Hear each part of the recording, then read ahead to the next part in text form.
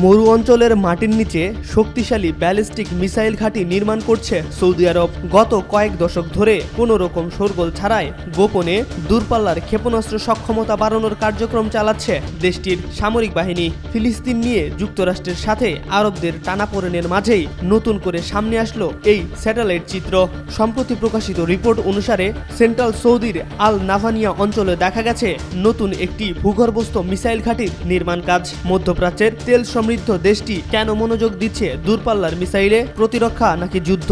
কোন লক্ষ্যে মিলিটারি পাওয়ারের দিকে ঝুঁকছেন সৌদি আরবের যুবরাজ মোহাম্মদ বিন সালমান? 1980-এর দশকে ইরাক ইরান যুদ্ধের সময় চীন থেকে DF-3A CSS-2 মিসাইল সংগ্রহ করে সৌদি আরব।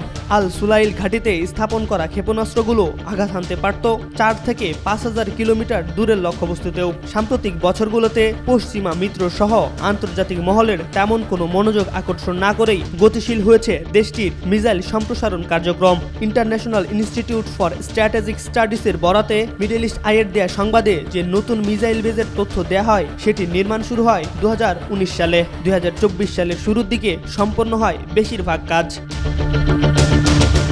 চলমান আন্ডারগ্রাউন্ড মিসাইল বেস ছাড়াও এর আগে আল হারিক, আল সুলাইল, রানিয়া এবং আল ওয়াতাহে বেশ কিছু ভূগর্ভস্থ ঘাঁটি স্থাপন করে royal Saudi strategic missile force. Long range মিসাইলের পুরো প্রকল্প সবসময় ছিল পর্দার আড়ালে। 2014 সালে চীনের তৈরি ডংফেং 3 ব্যালিস্টিক মিসাইলের প্রদর্শনের পর সামনে আসে সৌদির ক্ষেপণাস্ত্র শক্তির বিষয়টি।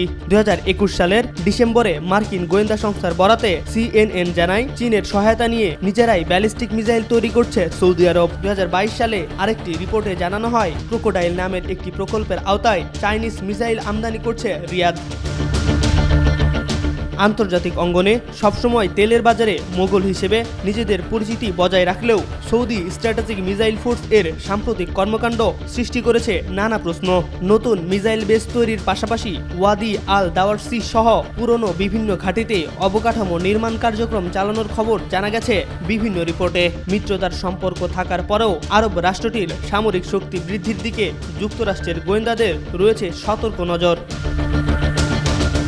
তেলের ওপর নির্ভরতা কমিয়ে আয়ের অন্যান্য মাধ্যম তৈরিতে উঠে পড়ে লেগেছে সৌদি আরব। দেশটির ভীষণ 2030 কর্মসূচির অংশ হিসেবে একাধারে চলছে অভ্যন্তরীণ প্রতিরক্ষা শিল্প জোরদারের চেষ্টা। নিরাপত্তা বিশ্লেষকদের ধারণা, সরাসরি যুদ্ধ প্রস্তুতির অংশ না হলেও আগামীতে সংকটের সময় ব্যালিস্টিক মিসাইল সমৃদ্ধ করার এমন কৌশলগত পদক্ষেপের ফায়দা তুলতে পারবে দেশটির সামরিক বাহিনী। তবে স্ট্র্যাটেজিক মিসাইল ফোর্সকে শক্তিশালী করার মধ্য দিয়ে আসলে কি চাইছেন সৌদি যুবরাজ সেটা এখনোই বলা যাচ্ছে না।